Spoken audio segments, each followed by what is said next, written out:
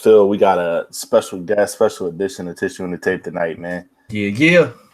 So it's not every day that we get a chance to speak to people of such esteemed levels of just greatness, man.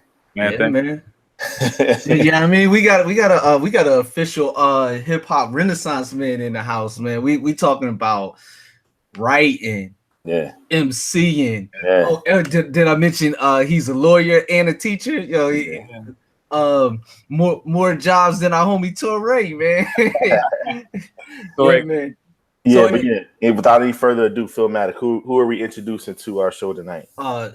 We're as I mentioned, man, we're talking to an attorney, a professor, a hip hop artist, a writer.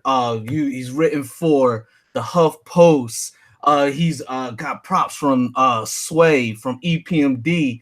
All these things, and it's all in the name of culture conservation. The culture I'm talking about, of course, is hip hop, and the gentleman I'm talking about is Mr. Timothy Welbeck.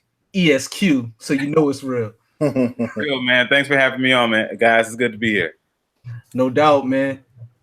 Let's just start out and just say again, thank you for connecting with us. We're looking forward to just letting our audience know who you are to get a better idea of the things that you have going on, man. Thank you for your time. Absolutely. Yeah, thanks for having me. It's great to be here. It's a great opportunity. You two are doing great work here. Thank you. So yeah, Phil, start it off, man. You know how we do when we have a guest, man. Yeah, man. I need to know. We're big fans of the Marvel universe. And we typically love the origin story. So in other words, how did you get bit by that radioactive spider? What gave you your superpowers for this culture, for this thing of ours called hip hop? Yeah, I'll try to keep it brief, man. Like my parents' introduction to hip hop was with 2 Live Crew. And so, like, just to kind of show you how old I am. So I would think I was in elementary school when the controversy with them going to federal court was like at its peak. And so my mom asked a coworker, is their music that bad? And like to show you how long ago it was, my mom's coworker brought a cassette of the album, Nasty As I Want to Be, the next day to work. And my mom listened to it on her lunch break. And she came home and told my dad, if this is hip hop, Timothy and Catherine, that's my little sister, she said, they ain't listening to that. And so... And so, like, for years, I was basically just listening to my parents' music. So, like, Aretha Franklin, Marvin Gaye, Michael Jackson, James Brown, Booker T and the MGs, Wilson Pickett, stuff like that. Soul music. Yeah, basically soul music, gospel music, a little bit of jazz sprinkled in there, stuff like that. And then, like, when I became a teenager, my parents gave me some autonomy. So you can kind of do what you want to do, listen to a little bit more stuff. And my cousin came to visit around that time, and she found a hip hop station. And I heard hip hop, and I was like, what is this? And like, I fell in love. And as I started listening to it more closely, I started realizing like I was hearing my parents' music in the music that I had come to love and like the music of my generation. So I felt an even deeper connection to it, because I'd be listening to it and my dad's like, that's just James Brown, or, that's just like, so-and-so. Like he was hearing the samples and I was hearing like this vibrant culture. And then it's like I started writing like a year and a half later. And so, I started rapping and just never stopped. I went to college, kept rapping. I went to law school, kept rapping. And then like I graduated law school, started working for this firm. And then this is like during the recession. So I got let go from my firm position. And I kind of bounced around a little bit. And like one of those times that I was at a layoff, I had just recently experienced a layoff. A friend was like, hey, I heard about you. I heard about the work that you do. Can you teach this class at Temple? And I was like, what's the class called? He said, hip hop and black culture. Like, I almost fell out of my seat. I was like, you mean like I can teach a hip hop class at a university? And he said, yeah. So he got me a meeting with the department chair. And so I interviewed there, and the department chair was like, yeah, you got the gig. And so like, I've been teaching hip hop at Temple University, hip hop and black culture. I've been doing that since 2011. Still do music here and there. And like, that's really kind of how all of these things began coming together like that. Dope. So you said you got in, a family member kind of introduced you to hip hop after your parents gave you that bit of freedom.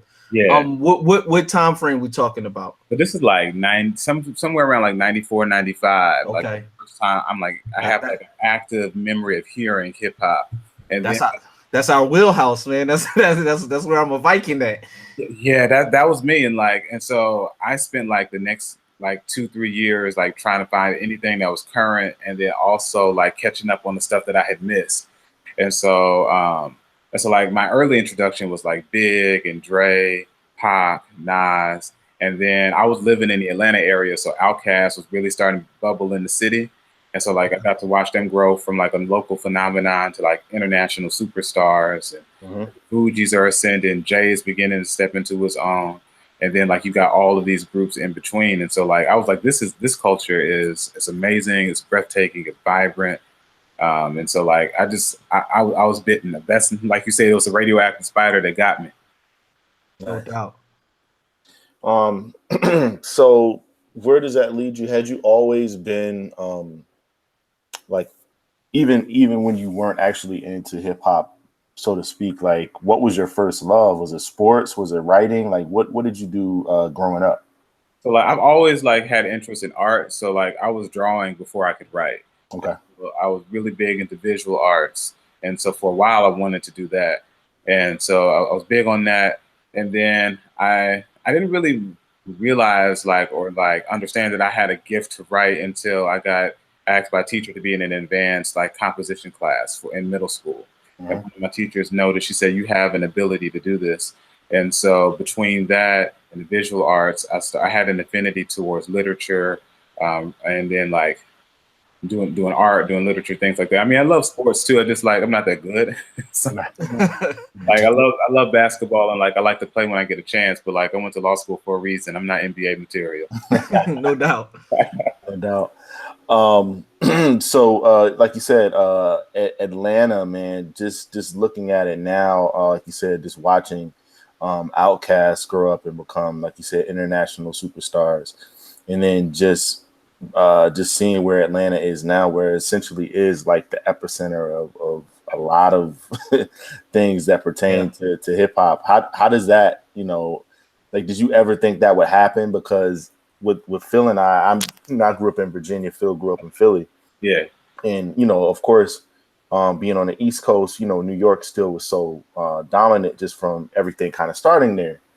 And, if you're not from there, you would always just think that, in order to get on or in order for you to really make your mark, you had to be in New York.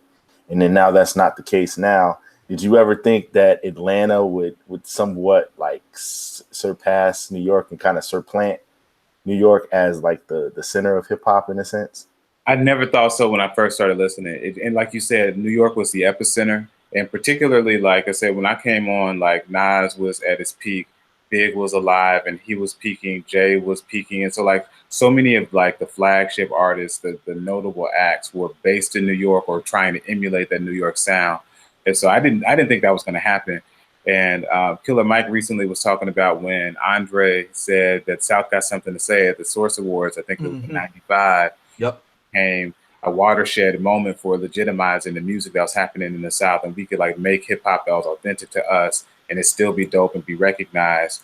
And I think in many ways that encapsulated like what was happening, but I still don't think anybody anticipated it would happen like that. But for me, I think I started noticing like around 2004 that the industry's ear had turned to Atlanta, because Outkast went diamond with Speaker Box Love Below. Usher was killing it with Confessions. Ludacris was still going platinum. T.I. was doing this thing. Sierra came along and went platinum. And so you had all of these signature acts, Little John, Yin Yang Twins, like so many of these different people were going platinum in that era. And so that shifted things, but it wasn't until it was sustained that I was like, this thing has happened. And like, I'm starting to hear guys from like the East Coast sounding like guys from Atlanta. I was like, oh, wait a minute, this is a real thing. And like, especially because I live in Philly now, like when I moved to Philly and I heard guys in Philly trying to rap like guys in Atlanta, I was like, wait a minute, what's happening?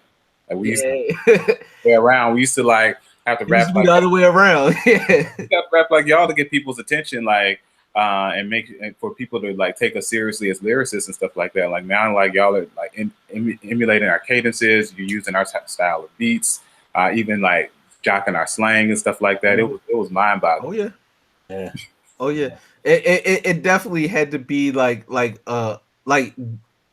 like a crazy juxtaposition from especially from the time when you really got into hip hop, where, like, as you said, it was so East Coast dominant at that particular point in time, to basically 10 years later, it's completely the opposite. Even though you still have stars in the Northeast and in New York, a lot of the music and the slang and the general sound and feeling of the music is extreme influence from Atlanta in the South. Absolutely.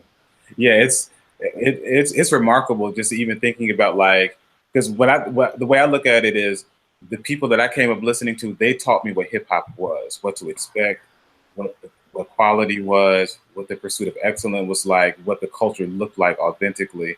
And in many ways, like what's happening now, like a lot of the kids, they're hearing like this Atlanta influence, and that's teaching them how to rap.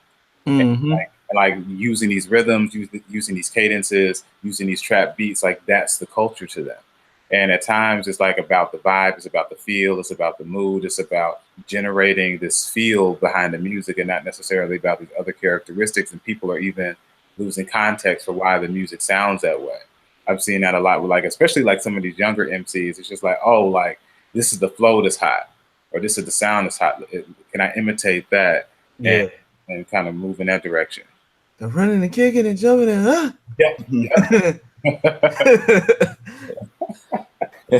Man, tell us about your class that you teach. Like, what yeah, what man, some of the things that you cover? Because I know I would have been first in line to sign up for a class like that. Y'all are welcome whenever you want to. I teach 2 hip hop related courses at Temple. The most popular. Don't say that, because I'll be on 13 with a notepad and we start on Tuesday of next week. I'm serious. Like, I'll email you the class schedule. You're welcome to come through. Okay.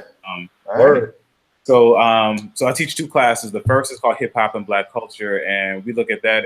That class covers hip hop as a microcosm of the Black experience. It covers hip hop and the culture authentically. What does that mean? And we divide that into 3 thirds. The first third, we look at hip hop as an African-derived aesthetic. So we look at hip hop and African cultural retentions, the stuff that we do in hip hop that Africans have been doing for centuries. So we look at that. And in that section, we also look at how hip hop evolved from Black music in America. So we go spirituals, ragtime blues, jazz, soul, rock, reggae, hip hop. And then so we do that. And then the second third, we do hip hop history. So we start like 1973. Sometimes I go a little bit before to tell them what the Bronx was like before Kool Herc threw that party. And we with a sister. And then usually, like, we'll go from 73 to like mid 90s, and just like hip hop history, like the ins and outs. This is how the culture formed. This is how it gained the infrastructure. These are some of the notable names, some of their influences, stuff like that. And then the last third, we do topical discussion. So we look at hip hop's response to police brutality, hip hop's response to mass incarceration, hip hop's portrayal of women, hip hop's depiction of spirituality, hip hop and cultural appropriation. So like we do a lot of that. And in that last third, we also bring in guests too. So Wyclef has come through. Lecrae has come through. Chill Moody comes every semester. Sky Zeus come twice. Mir Fontaine has come by. Nice. Scott, that's one of our favorite guys, man. He's been with us a couple times as well. No, a fun fact, he knows this now. He got his name from my father-in-law's group, Sky. They were an R&B funk band in Brooklyn. And they had a song called Sky Zoo. And apparently, like, Sky, you know, his name is Skylar. Yes. Skylar. And people were already calling him Sky. And then his aunts were big fans of the group. And so he was hearing a lot of their records coming up and stuff like that. But yeah, that's my father-in-law. He was the lead singer and guitar player for the group. Nice. Wow, that's really cool. Nice. Wow. So you got a little bit of like music background too. Were you able to kind of combine your writing skills, I guess, to take it to that level in terms of like how'd you get into MCing, I guess, and making music? So like for me, you're right. For me, the music starts with like classical piano. Like my mom was like, "I want you to play an instrument." And at first, she was like, "What do you want to play?" And I was like, "I want to play the drums." She's like, "That's too loud." And then I was like, "Well, I want to play the trumpet." And then she's like, "Well, like your jaws look like Dizzy Gillespie's. I don't want you to do that either." And then I was like, okay. And then I was like, I want to play the saxophone. She's like, every little black boy plays a saxophone. So then I was like, okay, mama, what you want me to play? And so like she already had me in piano lessons. And then she's like, I want you to play the violin. You never see little black boys playing the violin. And so so she paid to give me lessons. Her and my dad paid to give me lessons with violin and piano. So I was doing that for a little bit. And then like right around the time I started listening to hip hop, I met a good friend of mine, Whitney Vaughn. And like he had a not only did he have like a great ear for hip hop, but he had like an impeccable like catalog like at his house. Like he had just like a great just collection of like CDs and stuff like that. And so like as I was trying to learn the culture, he was like, "Hey man, come over." And like I would like over the weekends we kick it with each other and stuff like that. And so I was listening to a lot of the albums he had. And like one day we went to the mall and like again to show you how long ago this is, we went to like a Sam Goody or something like that and bought like a single from the radio. And like we came back and listened to the single. The single went off and then the instrumental came on. He's like, "Let's freestyle." And I was like, I never did that before. So right. freestyle, and he's like, "Hey man, I like that." And so we started a group. And so like that's how I started rhyming. It just like just never stopped. And so like we were like maybe 14, 15 back then. Like show you, like I probably shouldn't tell y'all this, but like our names are really whack. Like everybody's got that. Everybody has that first. We've talked to a lot of artists, and that first rap name is always bad. Mine I was GoldenEye, he was Goldfinger, and his brother was 14 Carats. And we called ourselves Golden Image. I mean, you know, hey, we've heard worse, man. Oh yeah. Yeah. We've had worse. Yeah, at least me. Yeah, trust me. That's what I went by at first, and we did that for a little bit, and then like Whitney moved about 10 minutes away, so we weren't going to the same school anymore. And his brother like I don't really want to rap anymore, so like the group disbanded, but like we just kept making music, and so it just kind of went from there. Nice. Yeah. I want to jump back a second talking about the class, because one of the things that me and Vaughn always talk about, and one of the real the primary focuses of our podcast is everything is hip hop. You know, whether it's good, bad, whatever, it's all in some ways and shape and form related to hip hop, because it is the most dominant and most influential culture in the world. So it sounds like very much what you're doing is kind of just taking it, you know, from the very essence of culture, Black culture, and bringing it up through and showing how hip hop has evolved from these things, and then in the inverse, how hip hop is now affecting everything that it touches, basically. Is that fair to say? I mean, that's exactly what we do. I tell people like hip hop didn't fall out the sky 45 years ago. Hip hop has ancestors. And so like hip hop is taken from jazz, it's taken from blues, it's taken from rock, it's taken from soul and gospel, and it's created something new and dynamic. And now it influences everything else. It's places without running water and electricity that hip hop has touched. It's the most, like you said, it's the most dominant culture in the world. And in many ways, like these Black and brown children from the South Bronx reimagine what music is like. You don't have to play an instrument anymore. You don't have to sing anymore to be able to make music. Out of necessity. Yeah, it's not a necessity anymore. Like you can be able to create with what you have in front of you. And just that essence in and of itself is part of the reason why hip hop is still here, because it's able to grow and evolve. It's not limited by this notion that you have to do it this way. It's much like how soccer is for a lot of people in third world countries. You can like you see people playing soccer with like milk cartons, or you know, with socks, or you know, same thing with basketball. Like for the most part, like if you go, you know, in the hoods now, like it may be a little bit different, but you know, in the 80s, all you needed was a milk crate and a ball. Yeah, you know, so it's socks or with a hanger over the door. You know, like with hockey, like you need ice, you need a stick, you need you need pads, you need the equipment. Baseball, you need equipment. You know, you need bats, gloves. You know, so it's even with football in some cases, even though they usually find a way for football, but you still need all the equipment. So yeah, it goes to that like you said, like giving people the opportunity to not be marginalized by not maybe having the means or the resources, being able to just use what they have to repurpose it for. And that's what hip hop is, right? Yeah, which reflects, because like hip hop is the biggest culture in the world, but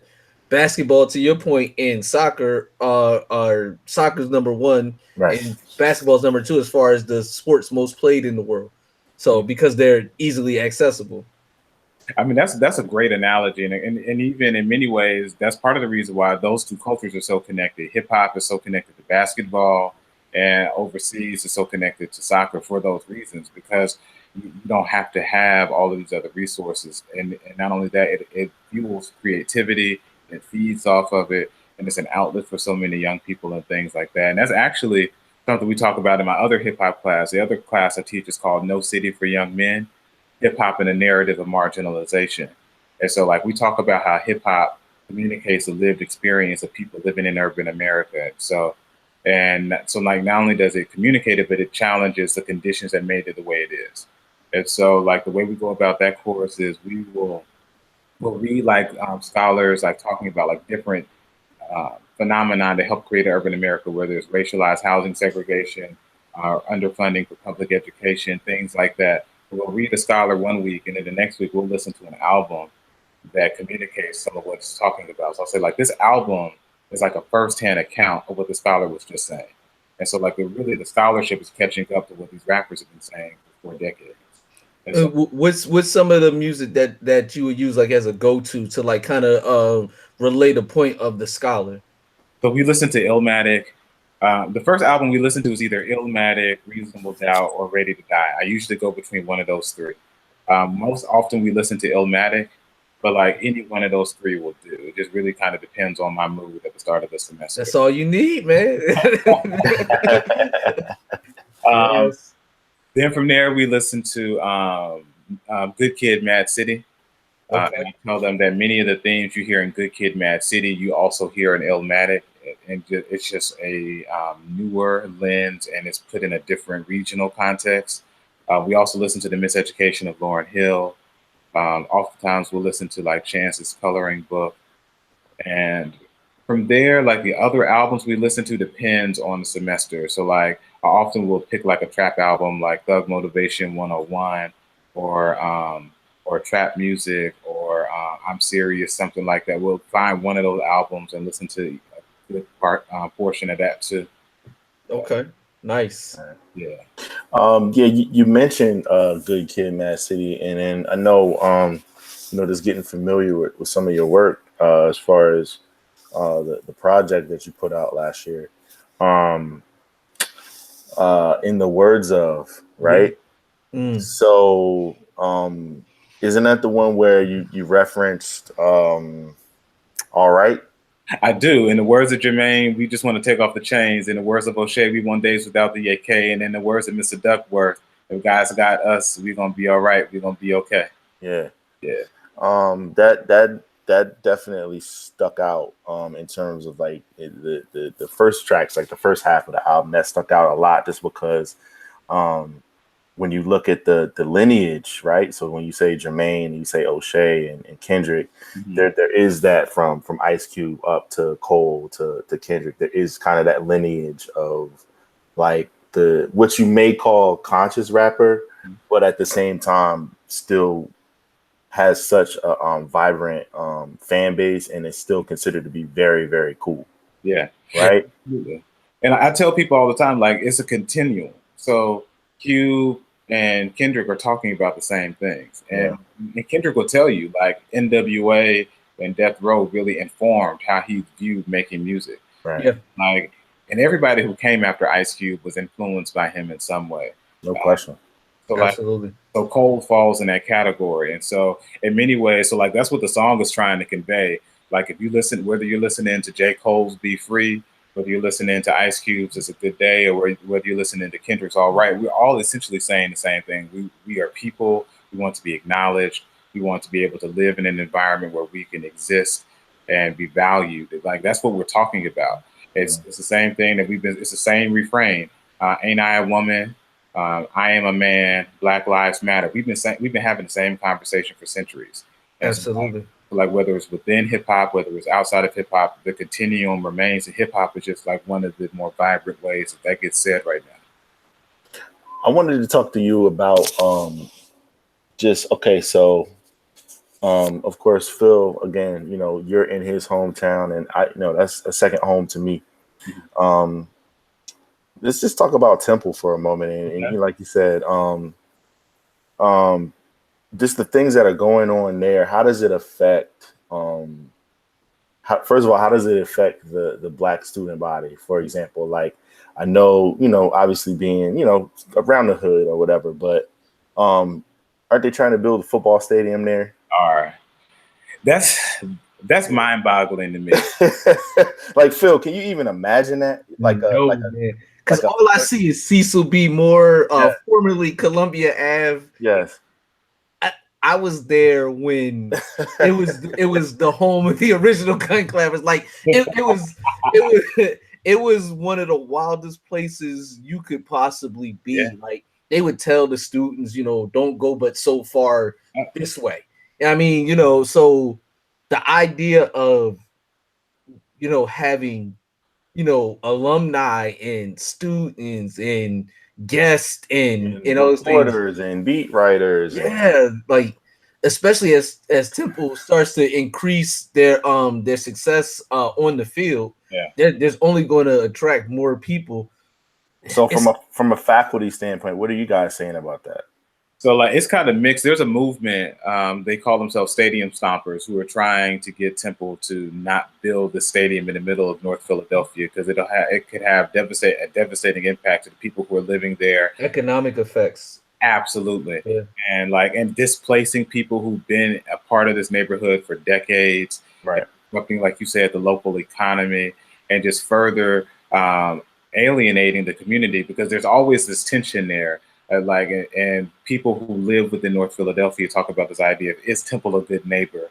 And this idea that like you're in North Philly, but not of North Philly. And we don't always feel welcome and embraced by Temple. So like there's this tension there, and the stadium seems to be exacerbating that. And so the administration has said that they've taken that into consideration. They've done some focus groups and heard from faculty, students, staff, and community leaders and things like that. I don't know where things are with the stadium, but I imagine with all the investment that they've made, they're probably going to proceed forward with it. But it, like you said, it can completely reorient this neighborhood and make it have like some long-lasting impacts. So why is the link it seems like the link, Lincoln Financial Field is really trying to make it tough for the football team to have, a home, during the season. So that's what's leading them to do this there. Like, why do you think, Temple just doesn't get the love like that?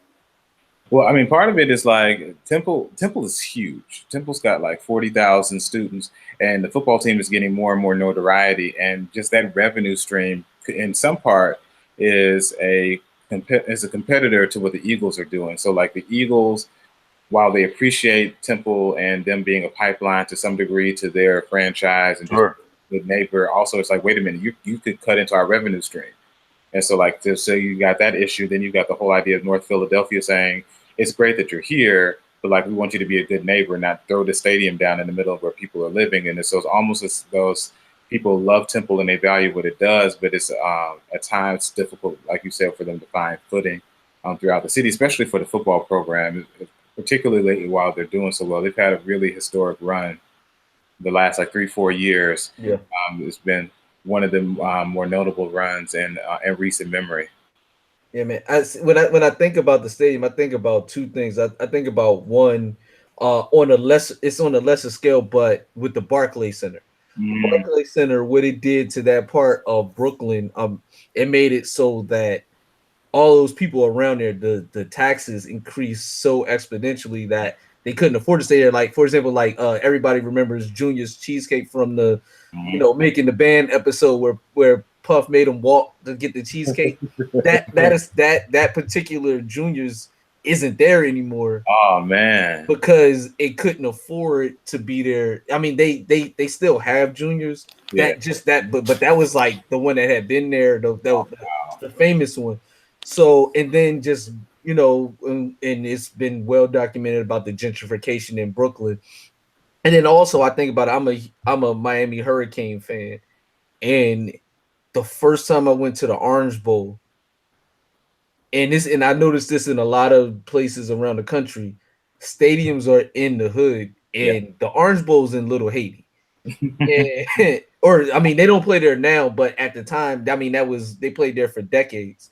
It's in Little Haiti. It's if you're not from Miami, I'm not talking about South Beach, but like the real Miami, you know, that's not a place you really want to go if you don't, you know, if you're not from there. And there were issues about people, you know, going back to their cars. One of the radio hosts famously tells a story that, you know, his car, it was broken into, and the guy that broke into it was still in the car, and he was smoking crack.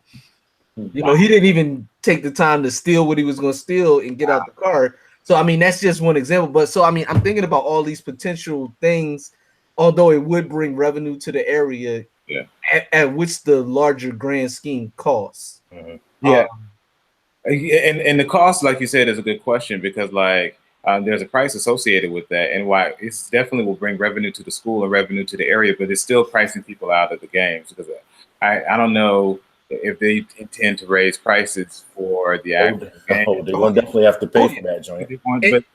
And then where do those people go that do get displaced? Yeah, exactly. Where do they go? Because then you got to figure out parking, which means you're going to tear down more houses. Because I mean, I'm from North Philly, and there's basically a whole neighborhood that's a parking lot now for the hospital.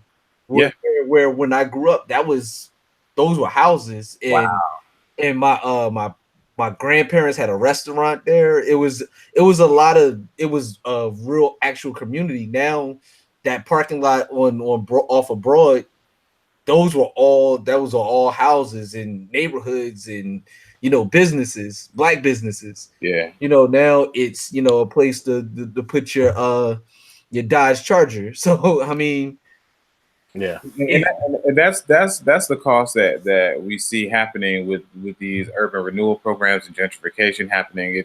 There's not a consideration as to the people who are there, and what's one of the things we talk about in the class. The Cross Bronx Expressway was built right in the middle of the Bronx, and like that devastated the Bronx. It destroyed a manufacturing industry that was vibrant. It made unemployment skyrocket. It destroyed like neighborhoods, streets, homes, boulevards. Led to the fires, all of that. Insurance fires comes from that, and like, and that I mean, a beautiful thing comes from it. Hip hop grew out of that, but it in many ways it completely altered the lives of people who were living there. And I hope that the stadium doesn't do that, but that's the fear of many people, which is why there's such an active movement to try to stop it. We are talking to Timothy Welbeck. He is an esteemed writer, attorney, professor. He's kicking it with us on this episode of Tissue and the Tape. We again are just thanking him for hanging out with us, and we got some more questions for you, man. We want to definitely get more into. You mentioned No City for Young Men, not only just being a class, but it's also the name of your project that we just talked about briefly. How did that come about? What made you actually want to put together an album and, you know, put it out there for the people? So a few years ago, I was a legal counsel for the executive producer for the soundtrack of a movie. The movie was a hip hop horror film, and the executive producer of the soundtrack and the director of the film found out I rapped, and they're like, "Hey, like, why don't you put a song on the soundtrack?" At the time, I didn't have anything that fit. I was like, I don't make like horror movies. So, I mean, like the executive producer, man, he was like big talk. He's like, man, we're gonna like be on MTV and then XXL and The Source. We're gonna be at the Hip Hop Awards for BET, all of that. So I'm like, this might be a big song for me. And so at the time, like the death of Trayvon Martin had become national news, and I had also been following the death of Oscar Grant. And so I was like, you know, why don't I write a tribute to them? And so I did that, and the film was called You're Nobody Till Somebody Kills You. So I called the song Nobody, and I was like, they treat us like we're nobody. And so I wrote the song, and then by the time I finished the song and like we're wrapping up the legal work for the soundtrack, the funding for the film fell apart. And so like it went straight to DVD. And so like while we were negotiating what would happen from there, I had ended up writing like 4 or 5 other songs that had a similar theme. What's Now, No City for Young Men, The Afterthought, The Audacity of Dope, Rap and Ball. So I had all those songs together, And I was working on a completely different project. And I was like, I've got these like 4 or 5 songs that don't fit this project. And I let some people hear them. They're like, why don't you just put them out? And I said, okay, that's a good idea. And so I did. So I was like, I'll just put them together. And then like 4 songs turned into 5, 5 turned into 7, 7 turned into 12. And I look up and I've got this like longer album. And in the process of making this longer album, I got a chance to teach this class at Temple that's based on the album. And then now I'm also writing a book that's based on the album. So like all of these things kind of sprung forth from what looked like just a small idea, but it started there and just continued to grow. Excellent, man. Now, speaking of writing, man, you have a couple credits, some dope articles that have appeared, on some pretty big spots. One in particular that definitely caught my attention. When talking about Kanye West and his approach to religion. Yeah. And I felt we've actually talked about this in like almost like his, not, I don't know if it's a fascination with religion or if it's if it's like an accessory to his swagger. And I wanted to get your take on tell them about the article, but also your take on that thought process. That's a good question. I say that Kanye has like legitimate like connections to religion, particularly Christianity. He was raised with connections to the church. And so I believe like a lot of this imagery and just a lot of just the idea of wanting to connect the God of the Bible and just talk about Jesus and his music was something that authentically arose in him. But Kanye, as a man of many contradictions, a man with a cascading ego, deeply narcissistic, and also like at times is insecure too. And so like he's wrestling with all these other things while also trying to be true to this thing that he grew up with. And so you get this, at first you get this amalgam of like, Jesus walks, I want to put Jesus on the radio, but I also want to go to the strip club. So like, that's kind of how he initially presents itself. Like in his first Source interview, he's like, I still go to the strip club, but I also still believe in Jesus. So like you kind of got that dichotomy early on with him. I think as he's like grown and been exposed to more ideas and become more successful, he has become more diluted. And like his view of himself, and then also his faith has become diluted. And so like some of that sincerity that was there in the beginning, I don't believe is there to the extent that it is now. And he also has a lot of people in his ear now that aren't critically challenging him and making him question some of the decisions that he's making, some of the things that he's saying, and even pushing him towards a more authentic representation of the things he says he believes. So I think that then spirals into getting to some of the stuff that we hear him say.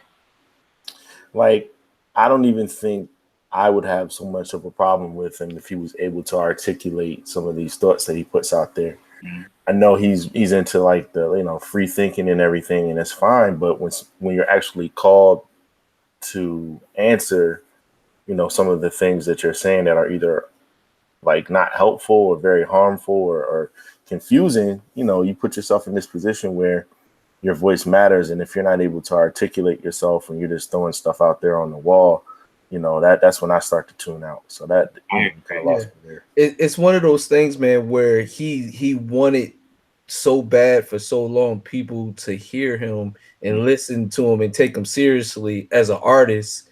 And he was given the platform. Well, he earned the platform with his work. But now that he has it and people do actually care about what he says and he, to your point, he can't articulate those things. He'll just say something with no rhyme or reason. And then when he's I don't know, Tim, if you saw the Jimmy Kimmel interview. I didn't see that. Yeah, and he was like, well, he said a very simple question. I thought, do you think, Donald Trump cares about black people? Mm-hmm. And he couldn't answer, to the point where they had to go to a commercial. And then when they came back to the commercial, it was on a totally different subject. They never readdressed it. I don't know if that was Kimmel's choice or if they got in his ear and said, hey, don't ask him about this anymore. But but it never came back up. So again, on a national stage, he was asked a question something that it wasn't random, because it was something that he had brought to the forefront with his own words. Yeah. And then it was never actually addressed or answered.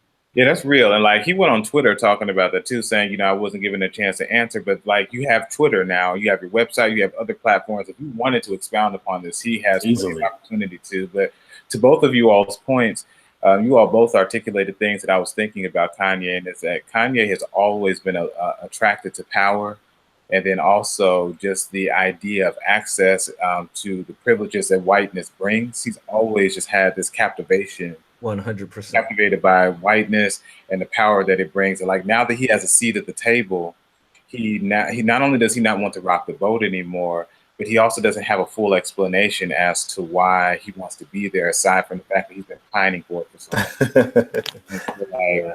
Now he finally got Kim. He was pining for her for years and years, seeking after her. He's had all types of colorist issues, talking about like light skin this and light skin that. And like he finally gets the woman that he was looking after, who's white looking, but also exotic looking at the same time. He's powerful and rubbing shoulders with influential people. And so now he doesn't feel the same sense of urgency and this connection to the people who gave him the opportunity and the access to be there. Right. So he turns back on them. Yeah. Yeah. And it's one of those things, man, like again, this is something that we've talked about at different intervals throughout the years. I always felt like his mom was his anchor, and the moment that she passed away, he was no longer grounded in reality, so to speak, and he kind of just he floated like California, the idea of California, not necessarily the state of the people, but the idea of California and going west. It changed his whole idea and thought process, because he no longer had that person to bring him back in and say, hey, this is, you're going too far, you're going to drift, let me hold you down, let me anchor you and keep you grounded into reality and keep you focused so you can still be you, but be the best version of you. I just don't think he has the best version of what most people call the old Kanye, I guess. Yeah, absolutely. I agree with that. Like his mother, exactly like you said, was a person who was able to be honest with him, to challenge him and nurture him at the same time. And the voices that he had around him, who he was willing to listen to when his mother was alive, he doesn't listen to anymore. So like Jay will be honest with him. He will be honest with him. But like he's not listening to them in the same way that he would before. Yeah. And so like he's now surrounded by a lot of yes men, and like because a lot of the people who are around him who will speak honestly to him, like John Legend and other people like that, he just tunes them out, right, or parades them around when it's politically expedient for him. Yeah, it's a shame too, because someone of his magnitude could definitely help his hometown a lot more, I think, if he was in that same frame of mind that he was, like we're talking about, back when he was really in tune with just with the culture, and just in tune with the youth too. Because I mean, he was, even though he was an older artist, he still had a very firm grip on what was cool and what he had the type of cachet to where young people looked up to him. And I don't think that's the same now. That's real. Like my students look at him the way my generation looks at a Jay-Z, someone who, when they were learning what hip hop was the standard bearer. And even though he may not be in his prime anymore, is someone that you measure everyone else by. Like that's who he was to like a lot of my students, and a lot of them have become really disillusioned and disappointed in him too. Yeah. And, very, very great point. And but I wanted to switch gears a little bit, because one of the other pieces you wrote, the crayons don't match my skin. You've done your homework. That's what I'm talking about. Oh man, we try, man. We try. Yeah. I just found that to be one of the it was a perfect way to explain what so many of us go through. I mean, it starts at an extremely young age when you kids are the most observant. We're all parents, and and we were obviously all kids, and you start to see, things don't add up. You're outnumbered, or things don't necessarily go, equally. You start to notice that quickly, and it affects how you think, whether you want it to or not. So that analogy was the perfect one, because I remember you had to it's funny when I think about it now, but it's also kind of a metaphor for everything else. In order to get a crayon that even kind of resembled your skin color, you had to buy the big 64 pack with the pencil sharpener on the back. You couldn't exactly what you had to do. You're right. Yeah, so you had to have a certain amount of income to even get the one to even match your skin color. And if you just had the regular 8 or 12 pack, you might have brown. You might have beige, but if you weren't brown or beige, you just weren't there. You didn't exist. And so it's one of those things, like, I mean, of course you went into more detail in the article, but just that point of view, I thought was brilliant, and it's a great way to explain it to anybody that can't understand, what it is that people of color go through on an everyday basis. Yeah, that's real. For people who may be watching this who don't know what we're talking about, I wrote an article for the Philadelphia Inquirer. I think it was January of last year. And I talked about when I was in kindergarten, my teacher came to us and said for an assignment, she wanted us to draw a picture of ourselves. And this is around the time I really loved to draw. So I wanted to make a picture as accurate as possible. And so I looked into this bin of markers and crayons that she had given us. And the closest crayon to my skin complexion was a peach. So I colored myself peach, and my hair is light brown. So I colored light brown because we actually had that big pack of crayons that you were talking about. So like I found a light brown, and my eyes are green. So I colored my eyes green. And like I look back, and I think I got this masterpiece, and the student next to me says, "You're not white. Why are you using peach?" And he hands me a black crayon. He says, "You should use this." And that was the first time that I was really jolted by the idea, like, this is what it means when people say that you're black. And like, you don't have to hold a black crayon next to me to realize that doesn't even come close to like what my skin looks like. No one's skin looks like that. But to realize like this is how he had conceived of himself and conceived of me in his mind, and then wanted me to share in that opinion and to label myself in that way. It was a transformative experience for me in that moment, because I was like, this is how the world sees me. And so that's what I wrote about in the article. And just to capture that. And like you said, so many of us learn that the world views us in this way as children. Frederick Douglass talks about in his memoir, just the idea like he got sold to a different plantation when he was 6, never saw his grandmother again.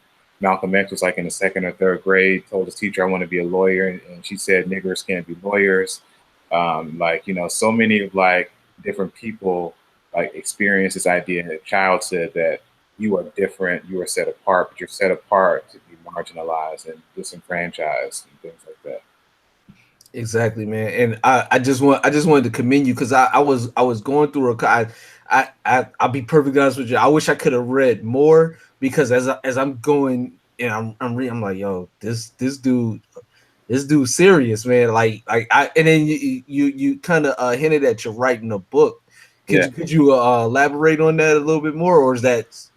So I signed a contract about a month ago with a publisher. And so basically the No City for Young Men, the course that was inspired by the album, I'm going to write a book that we use for it. And so rather than going to other scholars for the actual articles, we'll use things that I'm writing in the book. And so I'll talk about urbanization. I'll talk about racial housing segregation, underfunding, and schools, and how hip hop not only communicates that reality, but how it comes out of that, and how it speaks to this reality, and even talk about like the evolution of like trap music. Because I tell my students all the time that trap isn't just a sound; it's a response to a lived condition. Yeah, and like just looking even at the word trap, word trap, like my living condition feels like a trap, and I'm making music that responds to that and talks about that and details that. So the book is going to talk about all of that.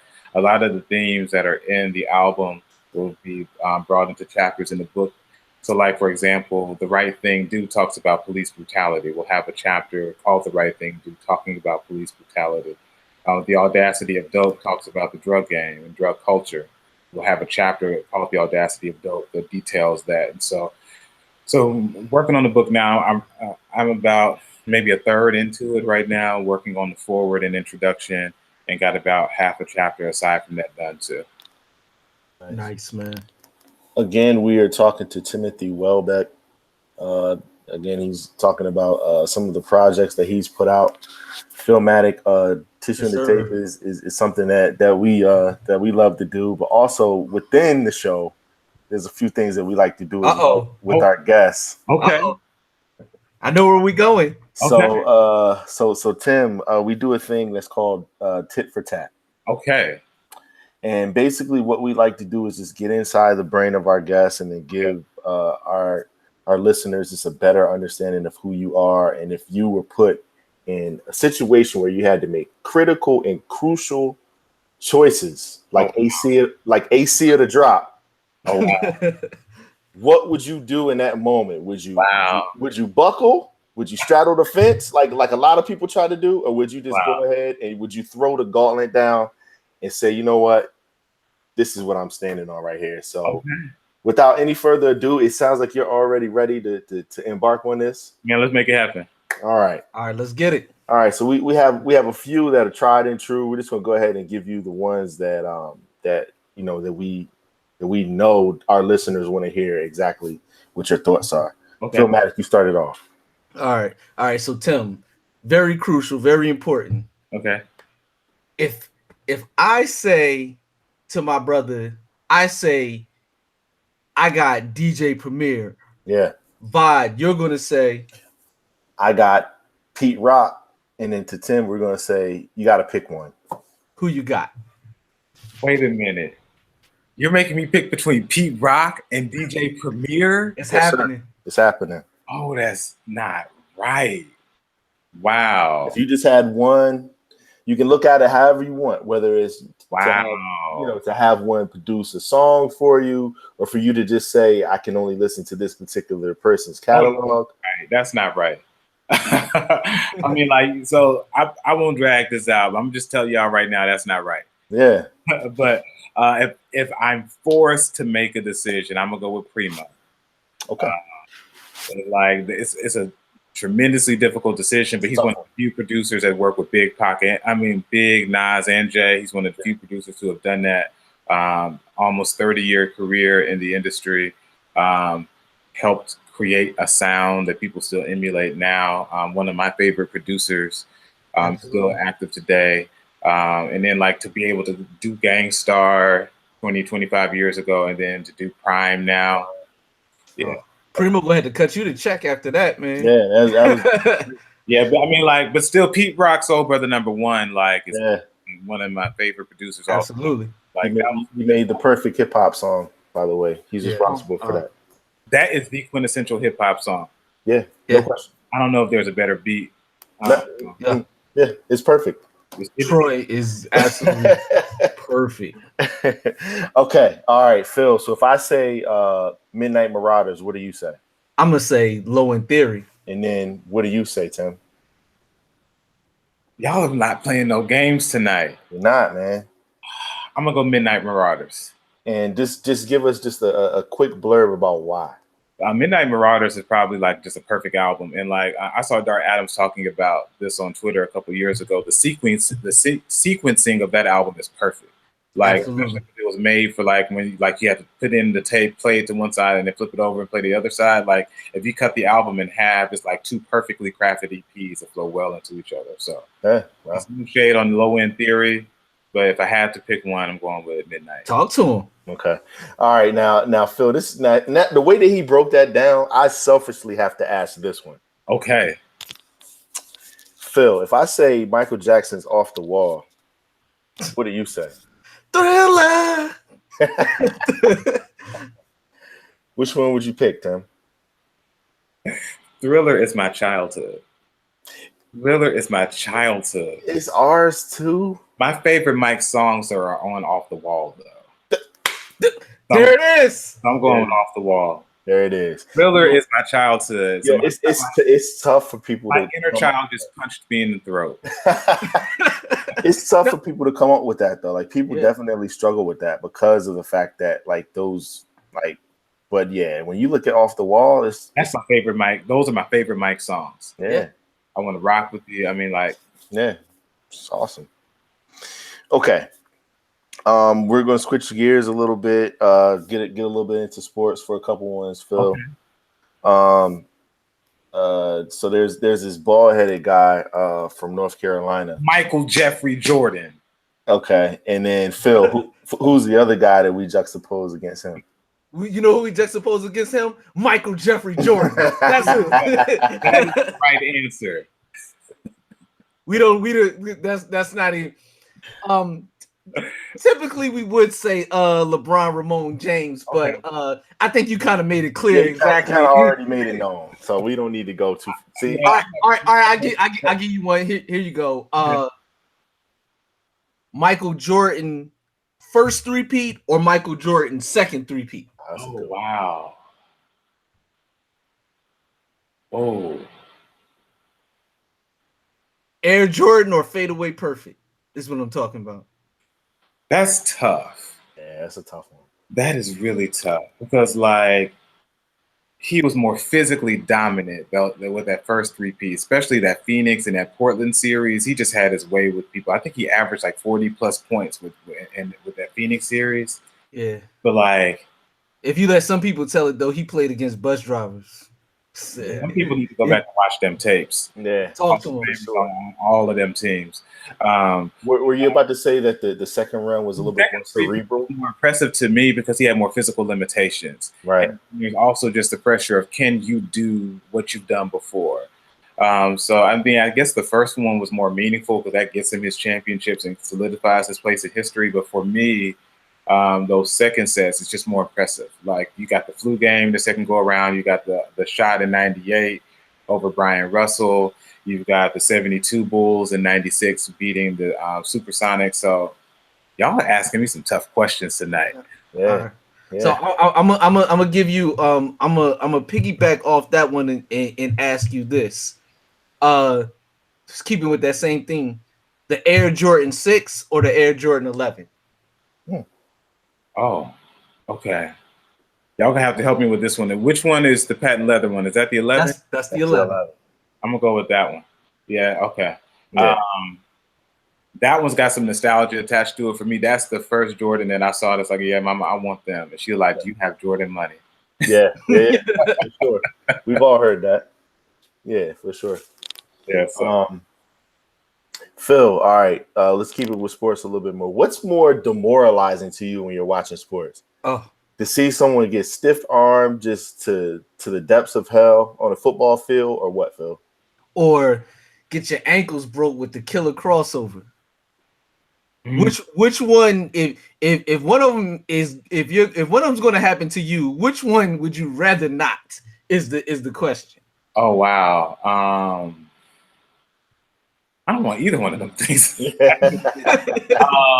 know, it's the footage too. So no matter where you are, somebody's gonna catch it on camera. Yeah, I would say I would rather have my ankles broken and be stiff-armed into oblivion. Yeah, because that just challenges your manhood for someone to be like, I'm a grown man and I'm gonna push you around and you ain't nothing you can do about it. Yeah, that's just a different, like, someone breaking your ankles, you might be having a bad day. Yeah, you can blame it on the floor. You got the wrong kicks on. You got the wrong kicks on. Like, hey, like, you just got me today. That's different. Everybody gets crossed up every now and again, but like, somebody push you around, you can't do nothing about it. Like, okay, all right. Switching gears a little bit, we're gonna take it to social commentary and I guess comedy a little bit.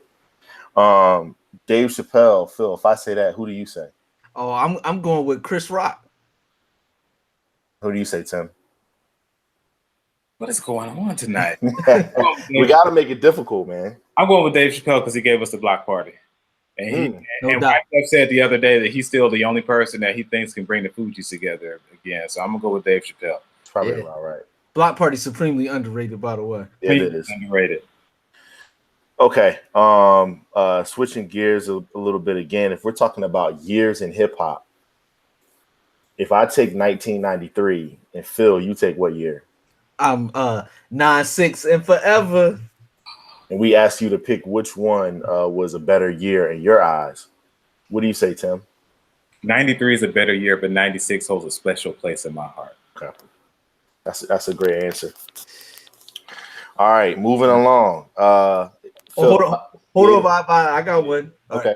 Let's because I'm a fat boy at heart. Yeah. So we're gonna take it to food. You're in my city. Yes. So if I'm going to you're in the city, and I tell you have to pick one, it's either going to be a cheesesteak or a hoagie. Cheesesteak. Cheesesteak, okay. And we're going to Ishkabibbles if we're in Center City, and we're going to D'Alessandro's if we're in Northwest. Okay. If we're in North Philly, we can go to Max's to give people a taste of Philadelphia. There you go. Let's go. I mean, he just gave y'all the he banged it out. Right, I didn't even have to hit him with you gonna go to this place or that place. He gave y'all the blueprint right there. We Ishkabibbles and D'Alessandro's. I was hoping you would make me do that. Yeah, no, it's fine. We're equal opportunity fat boys here, so it's all good. No. Rakim or Kane? I'm just gonna throw it out there since you did it. Rakim or Kane? How y'all do this to me? And it's too. Okay, listen.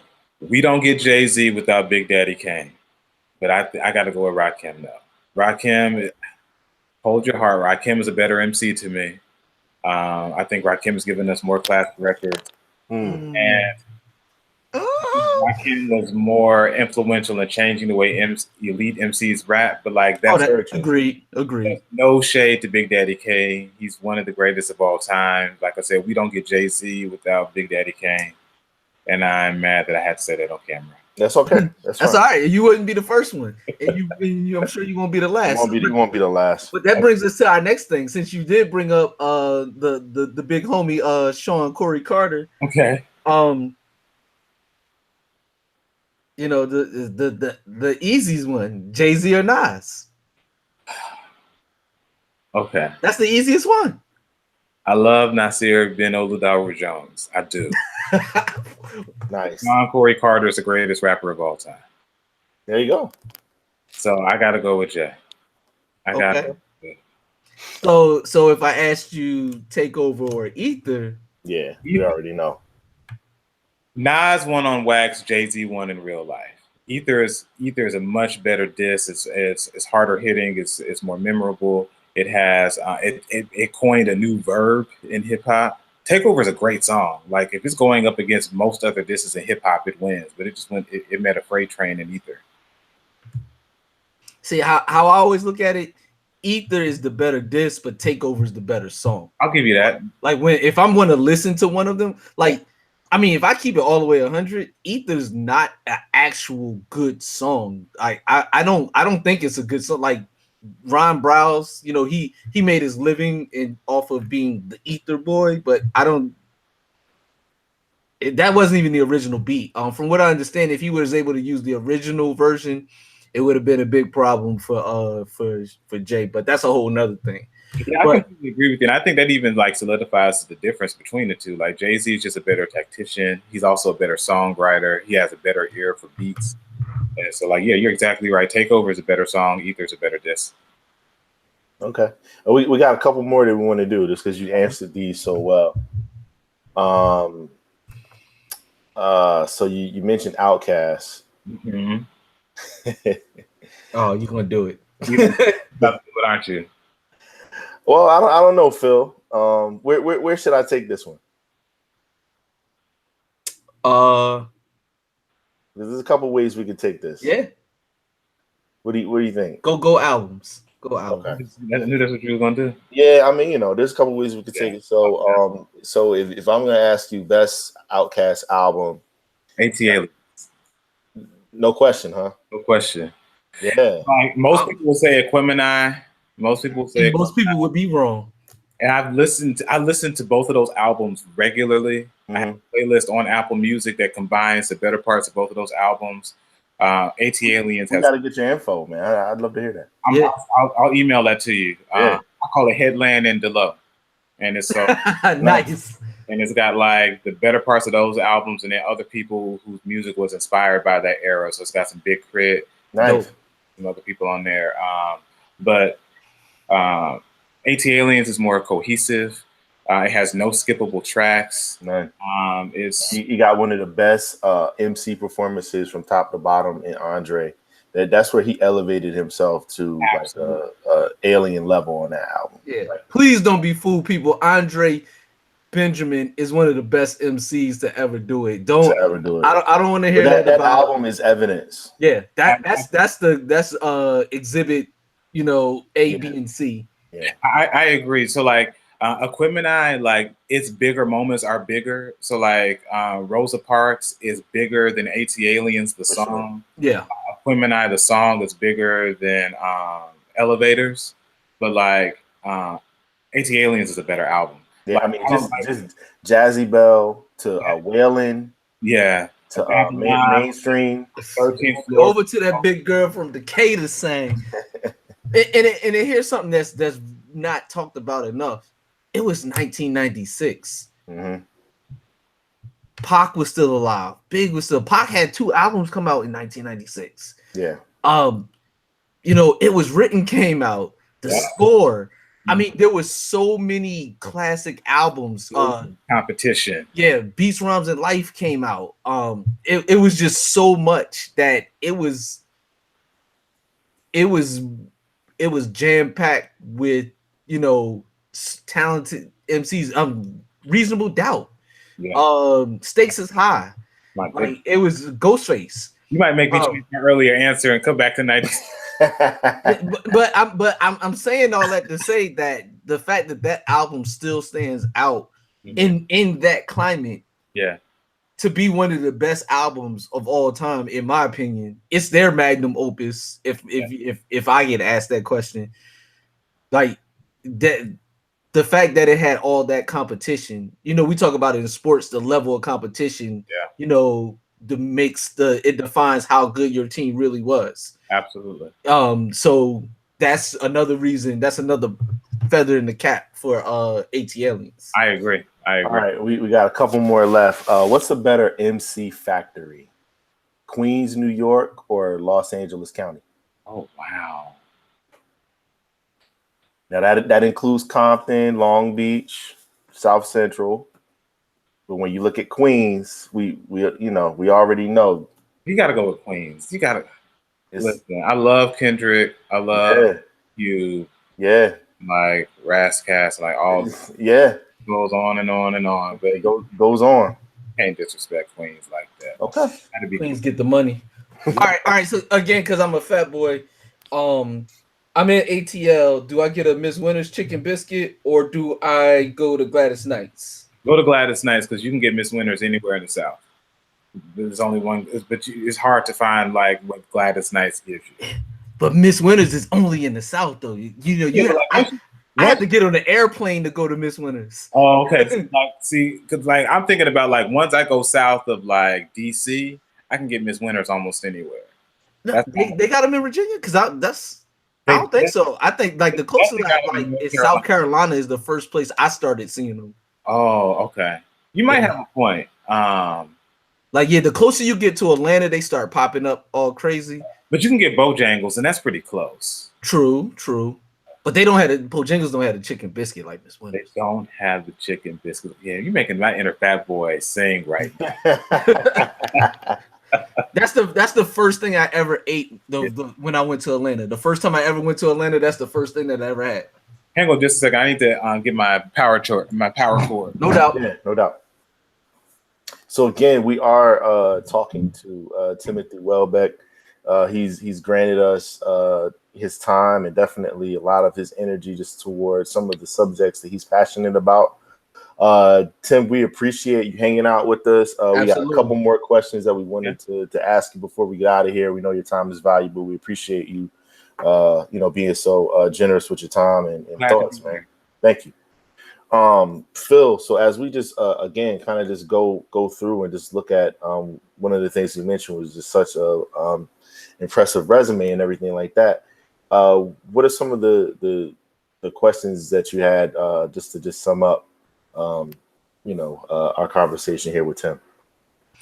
One of the things I definitely wanted to ask you about, because being in Philly, I wanted to ask you, what are your thoughts on Meek Mill in terms of just like I guess it's not really a transformation, but I guess this slightly woke Meek, for lack of a better term. I hate using the term woke, but there's no really way I can. I guess the experience he went through made him kind of see things a little bit different. Being in the city, how do you see it, and what's the impact you think it has? I'm happy for Meek that he's growing. I don't know him personally, but the people that I know who are around him say that the Meek of 2018 is not even the Meek of 2015 or 2016. That he's growing as a man, that he's evolving. That's great to hear. I'm hearing that consistently, and in many ways, he is the embodiment of just so many of the racial disparities in the criminal justice system and the perils that come with it. Like we've now learned that his original charges that led to his arrest in 2008 came from a fabricated warrant for probable cause. The officer detective, I believe his name is Green, who filed the warrant for to go and search the apartment where he was, lied about the reason for it. He said that he saw Meek sell some cocaine to an informant, and he said that he didn't field test the substance. Meek was across town in the criminal justice system, in the criminal justice center, watching a trial for his cousin. So like he wasn't even in the place where he was alleged to have been, and that was what gave the officer probable cause to be there when he was found to have the illegal gun. So like all of that shouldn't have even happened. Like his original arrest shouldn't have even happened. We learned that like he got beat up in that incident. The officer stole $30,000 in cash from his cousin that he received from an inheritance. And then like to have this long cascading parole and probation that's been following him, and like any minor infraction gives him the opportunity to go back to prison for years at a time. It's unreasonable. It's unjust. It's excessive. And I'm glad that he's able to bring attention to this. The people who ordinarily don't care about this stuff are now paying attention to it because it's Meek, and Meek's got powerful friends, he's got money. And so like, I tell people all the time, if he couldn't escape this, think about all the people who are from Burke Street like him, who don't have his money, don't have his access, who couldn't escape. Exactly. It's crazy because when I was reading your work and when I was listening to the music, I was thinking like, if you took the things that you do and made it into a person, it would be him. Like the experiences that you rap about and the things that you write about, it feels like him. Like, just like everything from like I was saying, like the crown's not matching my skin to like just talking about the audacity of dope and those things. Just it felt like he was the personification of what you write and rap about. Man, I never thought about it like that, but it makes sense though. When I first came to the city, when I was starting to mentor and work with some high school students, and I asked them, like, I said, I know about Black Thought, I know about Will Smith and Eve and State Property and stuff like that, but who do y'all listen to who's from the city? And Meek is the first name that they all said. Flamers. And that was around that time. Right. And so like I asked them, and so like when I finally started listening to him, I saw why they loved him so much. Like Meek embodies like the ethos of the city, like what it means to be from Philadelphia, particularly some of its most unsavory parts. Like Meek really embodies the spirit and the tenacity that's there. No doubt. So my music is trying to capture some of that, particularly this last project. So I never thought about like if it were a person, it'd be Meek, but that makes sense that you would say that though. Yeah, all right, I got a question for you. So again, talking about education and students and young Philadelphians, what did you think about the school district of Philadelphia's memo that was recently passed out that gave the Urban Dictionary slang editorials out to various people that may need it or may not need it in order for them to translate some of the vernacular that's going on around them while they're in school settings? I'm still catching up to that story, but I mean, on its face, it sounds silly, but like it's my understanding that it was a student-led initiative. And if that's the case, like I'm behind it because like it's helping. It's a student's way of saying we want to be able to communicate with you. Yeah. We want you to be able to understand like us and our peers, how we talk, how we interact. And so like, yeah, so if that's what it is, like I'm with it. But if it's something kind of more than that, just kind of like a corny, like, hey, like just a publicity stunt, I'm not with that though. So do you find that you know that type of barrier is there, and you think that affects especially like public schools in Philly, but like do you think that just affects overall just from that generation to the next generations above? Like is language barrier as deep as it might seem? Well, was it hard for you because you're being not from the city when you first got there? When somebody's like, "Hey, this joint," I mean, it, like, did that mess you up, or like, was it a little bit easier for you? It took me a second to kind of catch on the Philly slang, because some Philly slang, like to me, like it's just not as logical. That's no shots at the city, but like on the bean, I'm like, what does that mean? Like, like you know.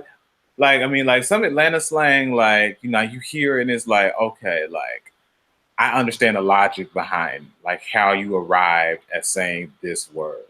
But like some of the words y'all be saying, it took me a second to kind of catch on to. But I mean, honestly, so much of this is just about listening. I mean, like context. Yeah, it's about context. It's about listening. Like you listen long enough and you show like a desire to learn and to be present with people. Like you can figure stuff like that out.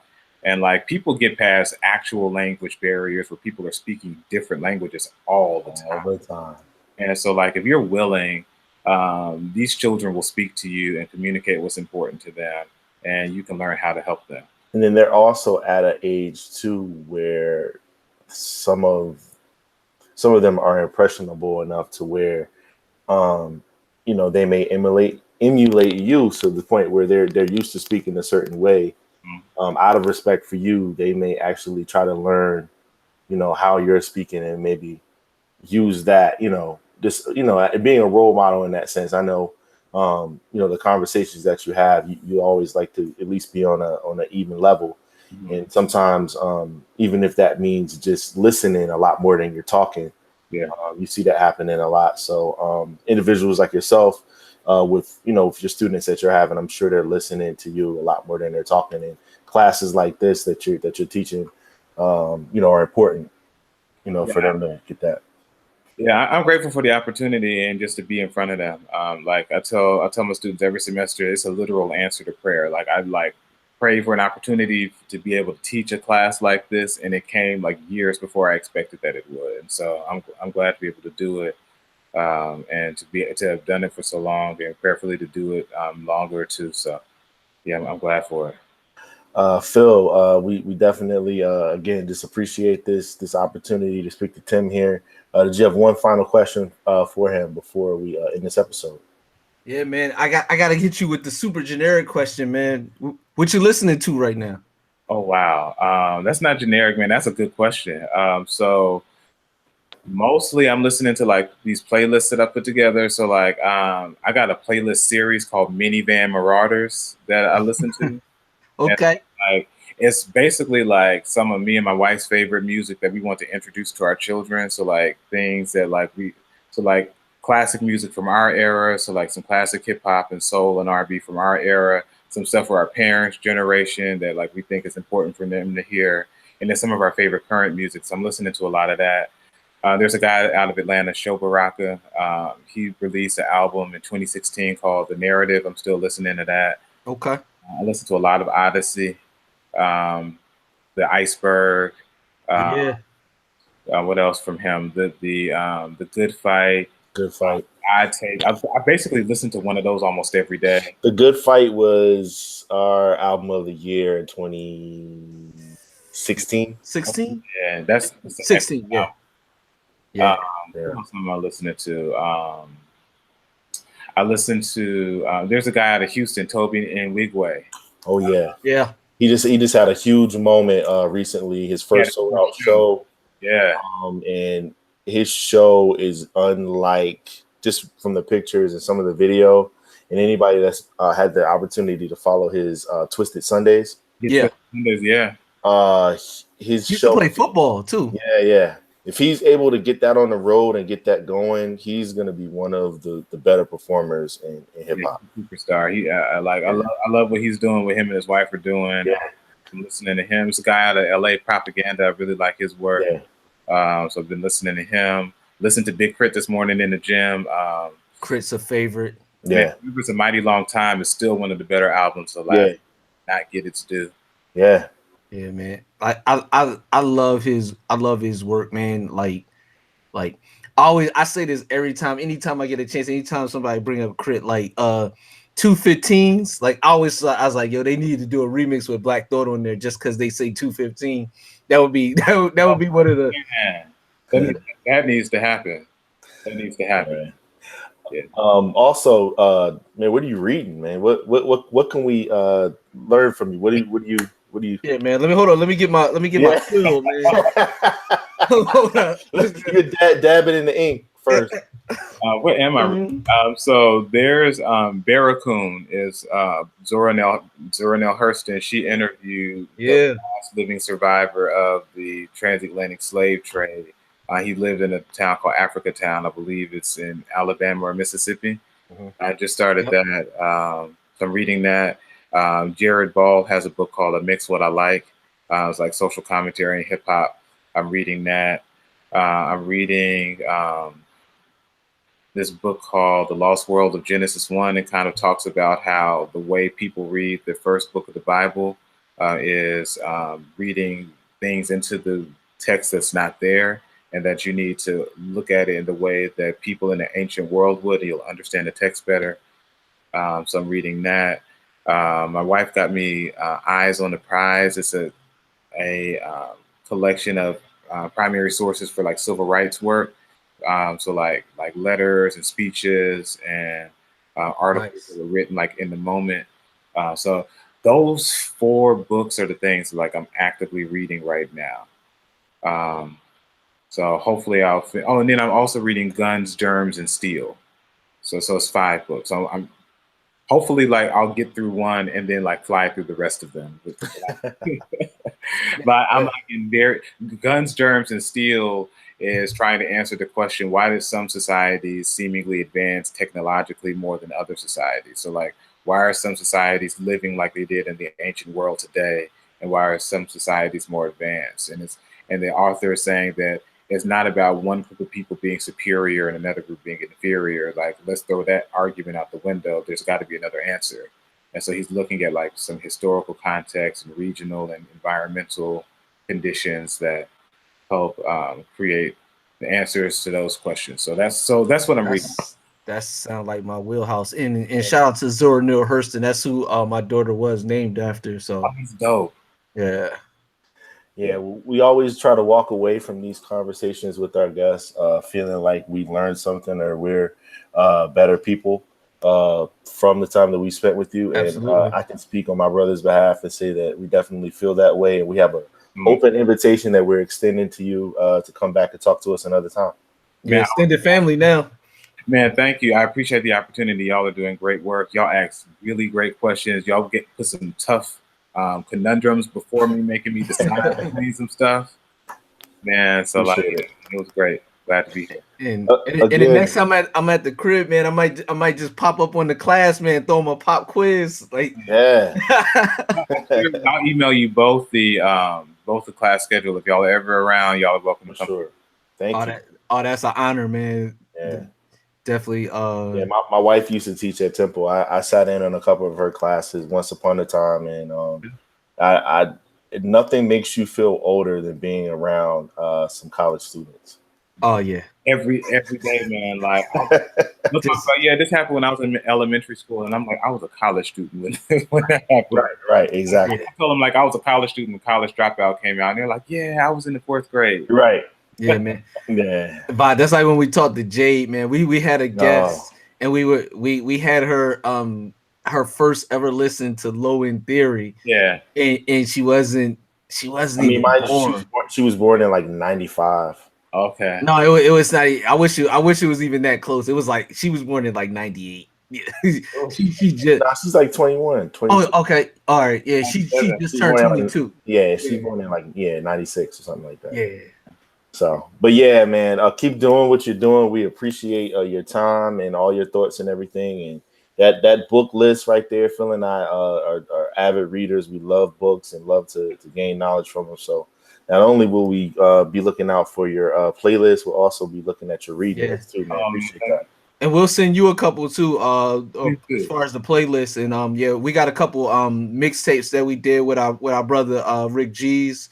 Dope. Yeah, he's Pusha T's tour DJ and everything, but he's official Heatholderz. So yeah, we're working on something new, as a matter of fact. But we got five mixtapes that we've done as far as us curating the music. So we'll definitely get you some links to those. Yeah, please do. I definitely want to hear that.